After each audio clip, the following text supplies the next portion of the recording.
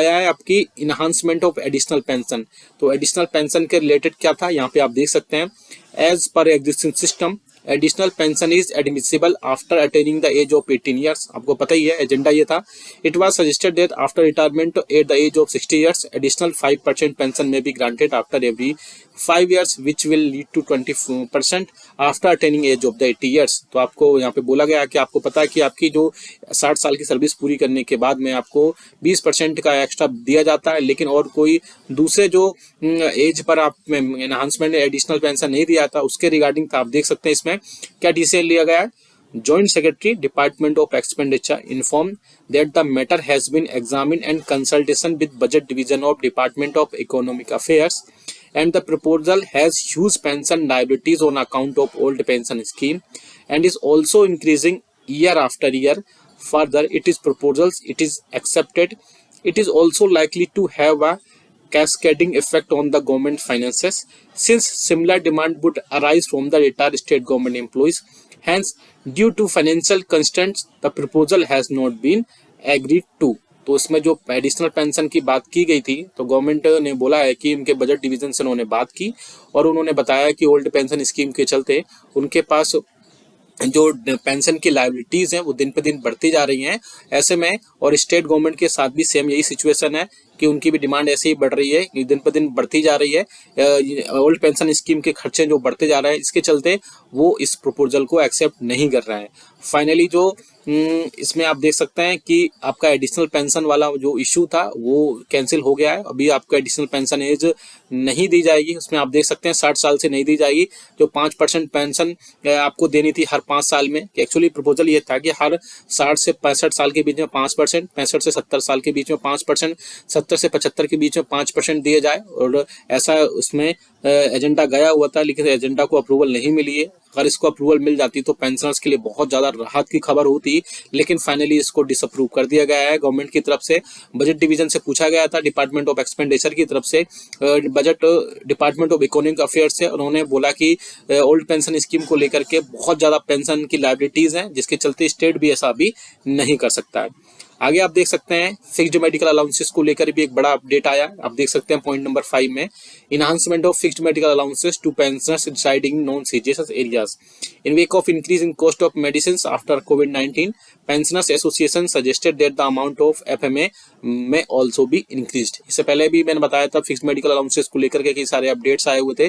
तो fixed medical allowances को लेकर के यहाँ पर एक बड़ा अपडेट आया हुआ है कि देख सकते हैं आप डिस्कशन क्या हुआ है यहाँ पर। It was inform that the meeting that the matter was examined in consultation with the Ministry of Health and Family Welfare, Department of Expenditure and Budget Division of Department of Economic Affairs. Department of Expenditure informed that the existing rates are based on the 7 CPC were effective from 1/7/2017, hence no further revision at this stage seems justified। तो आप देख सकते हैं कि इसमें भी मनाही हो गई है कि आपका जो 2017 से जो आपको 7 CPC के हिसाब से आपका जो फिक्स्ड मेडिकल अलाउंसेस था उसको नहीं बढ़ाया जाएगा, उसमें 1000 रुपये ही उसको किया जाएगा। उसके अलावा और भी कई सारे इसमें आप देख सकते हैं जो फिक्स्ड मेडिकल अलाउंसेस की बात की गई थी उसमें भी अनमेरिड डॉटर्स के लिए भी फैमिली पेंशन में उसमें भी बहुत सारी चीज़ें आई हैं। आप देख सकते हैं इसमें क्या क्या डिसीजन, आप इसको रीड कर सकते हैं डिटेल में। चलिए नेक्स्ट की तरफ लेके चलते हैं। इसमें बहुत सारे जो इश्यूज थे आप देख सकते हैं रेलवेज के लिए भी थे, उनके फेयर कंसेशन को लेकर भी कई सारे अपडेट हुए थे। आप इसको पॉज करके पढ़ सकते हैं क्योंकि अगर ऐसा मैं वीडियो इसमें अपडेट करूंगा तो ये वीडियो बहुत ज़्यादा लॉन्ग हो जाएगा और आपकी चीज़ें इसमें पूरी कवर नहीं हो पाएंगी। चलिए आपकी नेक्स्ट जो बड़ी अपडेट आई उसको भी हम लेकर चलते हैं। इसमें नेक्स्ट जो अपडेट है आप देख सकते हैं सीजीएचएस के पोलनेस हॉस्पिटल्स को लेकर भी कई सारे अपडेट आए जिनमें उनके लेके कई सारी चीज़ें बोली गई हैं। इसके अलावा सीजीएचएस के जो बेनिफिशरीज है उनको अपना वार्ड इंटाइटलमेंट को लेकर भी कई सारे अपडेट आए, उनको भी देख सकते हैं हम क्या क्या वार्ड इंटाइटलमेंट कर सकते हैं। और सीजीएचएस के जो रेट्स हैं उनको भी लेकर के कई बार अपडेट आया है। आप देख सकते हैं कि सीजीएचएस के जो नॉन डिवीजन रेट्स हैं उनको भी आप यहाँ पर डिटेल में पढ़ सकते हैं। प्राइवेट हॉस्पिटल्स को लेकर के क्या इम्पेनमेंट को लेकर के क्या क्या चीज़ें आई हुई हैं वो भी यहाँ पे आप देख सकते हैं अपने। और चलिए आपको नेक्स्ट बड़ी अपडेट की तरफ लेके चलते हैं जो कि आपको मिलेगा 33.9 पर। आप देख सकते हैं यहाँ पर चलते हैं, ये देखिए आप delay in restoration of commutation amount by pension disbursing bank even after completion of 50 years of retirement, यानी आपका जो कम्युनिटेशन अमाउंट है वो पेंशन डिस्बर्सिंग बैंक जो है 15 साल की सर्विस पूरी करने के बाद भी उसमें डिले कर रही है इनको रिस्टोर करने के लिए, उससे रिलेटेड भी है। आज आप यहाँ पर देख सकते हैं as per CCN pension rule 1981 commutation amount is restored after completion of 15 years. However, it is found that commutation is not restored by pension disbursing bank after 15 years. Excess commutation amount has been recovered even for more than 1 year. This is happening in respect of pensioners who have retired during 2007 to 2008 due to implementation of 6 CPC. यानी कि 2007 से 8 के बीच में जो pension retirement हुए थे 6 CPC में, उनको उनकी कम्युटेशन अभी तक नहीं मिली है। अदर एसोसिएशंस में have similar problem due to introduction of SPARSH, और ये सब जितने भी सारी प्रॉब्लम्स हुई है स्पर्श के इंट्रोडक्शन के लिए हुई है, इस इंट्रोडक्शन होने के बाद ही हुई है, यानी स्पर्श के लागू होने के बाद ही हुई है। There is no accountability for excess deduction of commutation amount. Therefore, it is requested that excess amount of recovered from pension for more than 3 months to be paid to the individual with interest, which should be recovered from the dealing officer and officials. If agreed, a letter may be kindly be issued to all PDA and departments. तो इसमें क्या आया, एक अच्छा government की तरफ से लिया गया है जिसमें आप बोल सकते हैं कई सारी चीजें बोली गई हैं। PCDA informed that issue is largely related to defense pensioners in 2020 to 2020। ये आप देख सकते हैं कि डिफेंस पेंशनर के लिए स्पेशली कई सारे अपडेट्स आए इसमें। SPARSH portal was introduce and pensioners data started migrating from bank to SPARSH. 2020 में स्पर्श बैंक से सारा स्पर्श में हुआ, which was deficient. Anomalies arising out of incorrect restoration dates of commutation in cases migrated from bank to SPERS were taken up with the concerned bank for providing correct set of dates, start date and restoration date. Out of 7.22 lakh cases received from SBI, restoration dates have already been updated in the respect of 6 lakh cases, while 1.22 cases are under analyzing। अब देख सकते हैं कि 7.22 lakh cases थे, जिसमें 1.22 lakh cases अभी analysis पर है, बाकी सब हो चुके हैं। Further cases having excess recovery of commutation identified as a result of above updation will be taken up for the reversal of excess amount after verification by disbursement authorities. Representatives of SBI said that whatever data is in the system, the same will be shared with Ministry of Defence। तो जो commutation को लेकर problem थे 2007 और 8 को लेकर के, उसमें भी कई सारे अपडेट कर दिए गए हैं। और इसके अलावा उसमें बोला गया कि 7.22 लाख केसेस थे एसबीआई की तरफ से, जिसमें से 6.6 लाख केसेस को अपडेट कर दिया गया है और 1.22 जो केसेस हैं उनको अंडर एनालाइज किया जा रहा है। नेक्स्ट आप देख सकते हैं जो कि बड़ा एक स्पर्श में लेके स्पर्श से रिलेटेड कई सारे इशूज थे, वो भी इसमें मेंशन किए गए हैं। आप देख सकते हैं delay in pension profile data verification and upgradation. आप देख सकते हैं इसमें बोला गया है it is observe that the pension data verification is not done even after 1.5 years with स्पर्श।